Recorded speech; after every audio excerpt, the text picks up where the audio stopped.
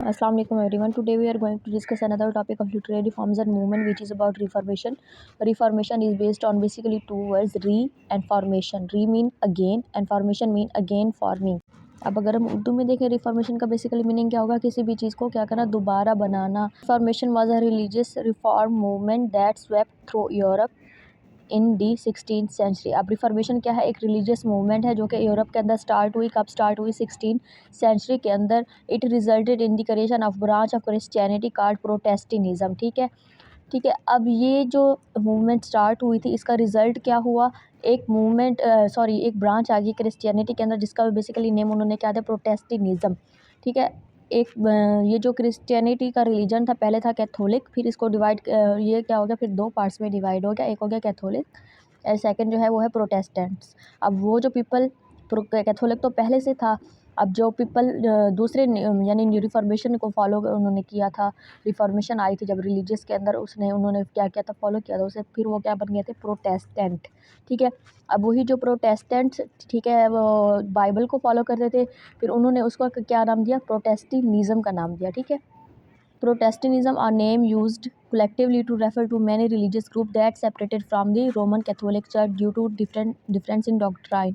अब वो ये क्या थे? वो पीपल थे, ग्रुप ऑफ पीपल थे जो कि क्या हुए थे? कैथोलिक चर्च से क्या हो गए थे? सेपरेट हो गए थे। ठीक है। अब हम देखेंगे इसका हिस्टोरिकल बैकग्राउंड। अब अगर हम इसका हिस्टोरिकल बैकग्राउंड देखें, the Protestant Reformation began in Wittenberg Germany. अब ये कहाँ पे स्टार्ट हुई? जर्मनी के एक चर्च के अंदर। ठीक है। कब स्टार्ट हुई? ऑन अक्टूबर 31, 1517 के अंदर। बेसिकली स्टार्ट किसने थी? When Martin Luther a teacher and a monk. Martin Luther जब जो उसने क्या किया था, अपना एक डॉक्यूमेंट पब्लिश किया था। ठीक है। कौन सा उसके डॉक्यूमेंट का बेसिकली नेम क्या था? Disputation on the power of indulgence. 95 thesis उसने अपने क्या किए थे? 95 थीसिस दिए थे। ठीक है। तब ये जाके क्या हुआ? फिर ये मूवमेंट स्टार्ट हो गई किसकी? रिफॉर्मेशन की। जब ये मूवमेंट स्टार्ट हुई थी, ठीक है ना, मार्टिन लूथर ने देखा था कि जो जो जो पॉप्स हैं ना चर्च के अंदर, ठीक है ना, पादरी, वो क्या कर रहे थे? लोगों को लूट रहे थे। वो खुद तो अपनी अय्याशी की ज़िंदगी गुजार रहे थे, लेकिन जो दूसरे रिलीजियस पीपल थे, लेकिन उन्होंने क्या किया, मतलब उनकी कोई भी एक अच्छी लाइफ नहीं थी। ठीक है। वो सारे जो लेविश लाइफ थी, जो अच्छे मतलब ज़िंदगी गुजारने के तरीके थे या चीज़ें थी, वो किसको फ्राम थी? सारी पोप्स को फ्राम थी। ठीक है। और जो जो तमाम अथॉरिटीज़ थी, पावर थी, वो भी किसके पास थी? पोप के पास थी। ठीक है। उस वक्त किंग भी थे पड़े, लेकिन किंग के पास कोई भी पावर नहीं थी। सारी पावर किसके पास होती थी? पोप्स के पास। उस वक्त जो किंग था, जो कि रोल करता था, ठीक है, जर्मनी के ऊपर, उसका क्या नाम था? King Henry 8। Reformation movement in literature. Reformation was started by Martin Luther. ये किसने स्टार्ट की थी? मार्टिन लूथर ने स्टार्ट की थी। The pope of the church were very powerful in the western Europe. जैसे मैंने पहले बताया कि जो पोप थे वो क्या थे? बहुत ही ज़्यादा पावरफुल थे। इतनी पावर जो किंग होते थे उनके पास नहीं थी जितनी किसके पास थी? पोप के पास।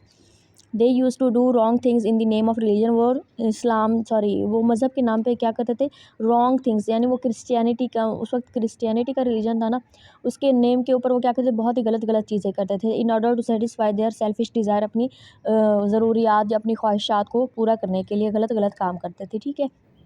Pops live their life lavishly. वो अपनी ज़िंदगी बहुत ही अच्छे से आरामदायक ज़िंदगी गुजारते थे, लेकिन जो कॉमन पीपल थे वो बेचारे क्या घुट घुट के जी रहे थे, और उनका जो सारा पैसा था, दौलत था, वो किसके पास जा रहा था? पोप्स के पास जा रहा था। They commanded enemies interfere in the war and made political aliens. The selling of church offices were also popular. वो चर्च को भी क्या करते थे, मतलब चर्च के अंदर जो पीपल रखते थे ना, वो भी अपनी मर्ज़ी के रखते थे, अपनी फैमिली के रखते थे। जो कॉमन पीपल थे, जो नीडी पीपल थे, उनके ऊपर वो बिल्कुल भी तवज्जो नहीं देते थे, सिर्फ अपनी ज़रूरियात के ऊपर फोकस करते थे, अपने ऊपर फोकस करते थे, दूसरों के बारे में बिल्कुल भी नहीं सोचते थे। ठीक है। The evil practices on the sale of indulgence. अब यहाँ पे एक और चीज़ आ गया, sale of indulgence. Sale of indulgence basically क्या होता है? ये जो पोप थे ना उस वक्त के, वो क्या कहते थे, जो पीपल हैं, कॉमन पीपल, अगर उनसे कोई गुनाह हो गया है या कोई मतलब उन्होंने इविल काम कर दिया है, कोई बुरा काम कर दिया है, तो फिर वो क्या कहते थे? वो अपनी जितनी भी ज़्यादा दौलत हो सकेगी चर्च को देंगे, या पोप्स का कहा हुआ कोई चैरिटी का काम करेंगे। ठीक है। फिर क्या करते थे? ये पोप्स उनको एक स्क्रिप्ट देते थे लिखी हुई। ठीक है। एक पेज देते थे जिसके अंदर क्या लिखा हुआ होता था कि जब ये बंदा मरेगा ना, फिर क्या होगी? इसकी सोल जो है हेवन के अंदर क्या हो जाएगी? इंटर हो जाएगी। ठीक है। फिर वो समझते थे कि ये उनके यही जो स्क्रिप्ट है, उनको क्या करेगी? आखिरत के दिन जब वो, यानी वो मर जाएंगे, फिर उनको जन्नत में ले जाएगी। इसी बेस के ऊपर ये धोखा देते थे लोगों को। ये लोगों को धोखा देते और जब लोगों से कोई गलती वगैरह या कोई गुनाह होता तो फिर आके वो दौलत सारी यहाँ पे जमा करवाते और वो स्क्रिप्ट ले जाते। लेकिन ऐसा बाइबल के अंदर बिल्कुल भी कुछ भी प्रेजेंट नहीं था। ये जस्ट फेक थिंग्स थी जो कि कौन कर रहे थे, पोप्स कर रहे थे। To nation in which piece of paper that exaltified that your soul would be enter heaven. वही बात कि आपकी जो सोल है वो जब आप मर जाओगे फिर कहाँ पे होगी, हेवन के अंदर इंटर होगी, जब आप वो इंडल्जेंस वाला जो है पेपर है वो खरीदोगे। ठीक है, लेकिन हकीकत में ऐसा कुछ नहीं था। फिर जो एक जर्मन मॉन्क था जिसका नाम क्या था, मार्टिन लूथर, वो अगेंस्ट क्या था, इन प्रैक्टिसेस के क्या था, बहुत ही ज़्यादा अगेंस्ट था। उसने क्या किया, सच जानने की कोशिश की। Martin Luther wanted to know the truth, he started studying Bible to know the truth of Christ teaching. उसने क्या किया, बाइबल की स्टडी करना शुरू कर दी, सिर्फ यही सच जानने के लिए ये जो पोप्स हैं रिलीजन के नाम पे जो काम कर रहे हैं, क्या ये बाइबल के अंदर वाकई प्रेजेंट हैं या नहीं है।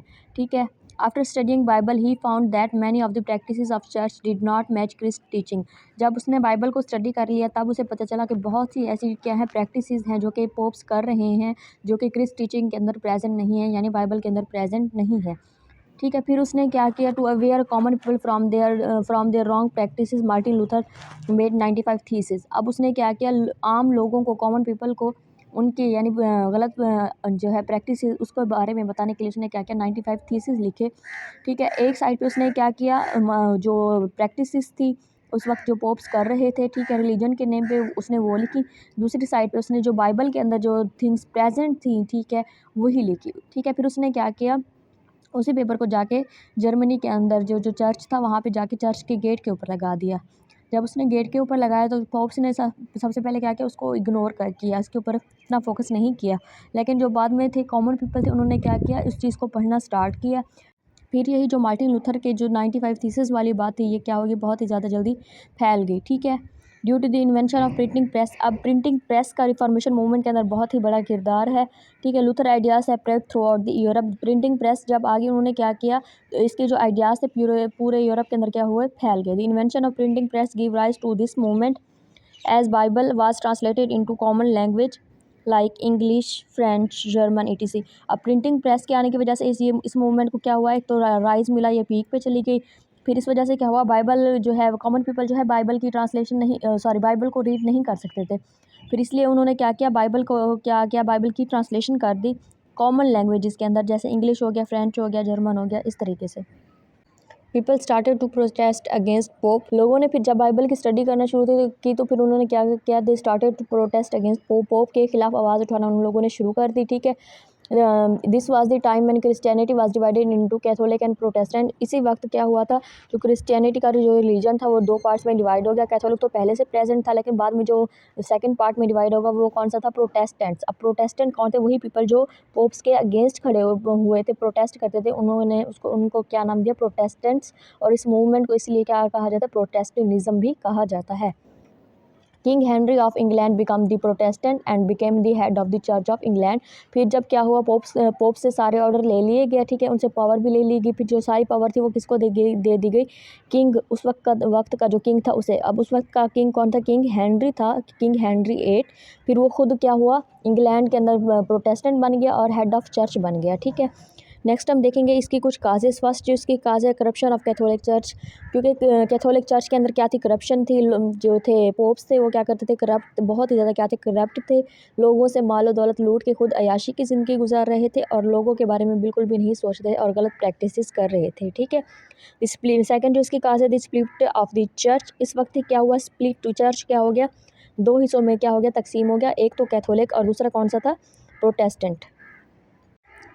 The sport of renaissance humanist. फिर इस जो मूवमेंट है रिफॉर्मेशन को, रेनिसेंस ह्यूमनिस्ट की क्या हुई, सपोर्ट मिली। फिर ट्रांसलेशन ऑफ द बाइबल की फिर क्या होगी, ट्रांसलेशन होगी कॉमन लैंग्वेजेस के अंदर, ताकि जो कॉमन पीपल हैं उसको ईजिली क्या कर सकें, स्टडी कर सकें। ठीक है, द राइज ऑफ नेशनलिज्म। जब यही रिफॉर्मेशन की मूवमेंट आई तब ये जो नेशनलिज्म था वो कहाँ पे था, पीक पे था। ठीक है, तब जो 100 ईयर्स की वार थी इंग्लैंड और फ्रांस के दरमियान वो भी क्या हो गई थी, एंड हो गई थी। The invention of printing press. मैंने यह आपको पहले भी बताया, प्रेस की इन्वेंशन जो थी इस वक्त बहुत ही ज़्यादा अच्छी थी, फ़ायदेमंद थी इस मूवमेंट के लिए, क्योंकि इसी प्रिंटिंग प्रेस की वजह से ये जो मार्टिन लूथर के 95 थीसिस थे वो क्या हुए, पूरे यूरोप के अंदर क्या हो गया, फेमस हो गए या फैल गए। The invention of printing press around 1450 allowed new radical ideas to be mass produced to quickly widely distributed. मतलब आइडियाज़ जो थे क्विकली क्या होते थे, वाइडली डिस्ट्रीब्यूटेड होते थे। अब हम अगर हम इंपॉर्टेंट फार्मिस्ट देखें तो इसके अंदर मतलब जो वही जो पीपल जिन लोगों ने इस मूवमेंट को आगे बढ़ाया कौन थे, मार्टिन लूथर था, डिस्डेरियस अरमस, जॉन कैल्विन।